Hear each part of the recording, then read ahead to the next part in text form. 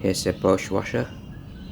While found when it start to drain the water, it start to leak. When it start running, it's all good.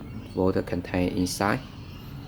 So that's why I started to look at the hose of the outlet.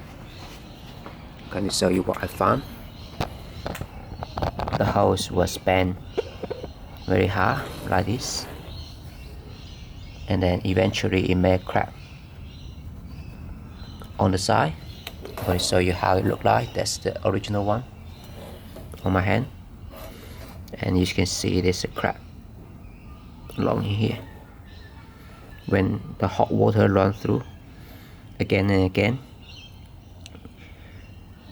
and then it starts to deteriorate the plastic and eventually crack. So in the future, after I replace this one,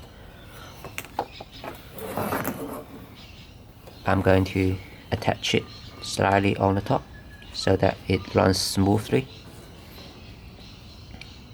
I'm going to put something in here, attach it here. For how to replace this hose, please check out my other video. Thanks for watching.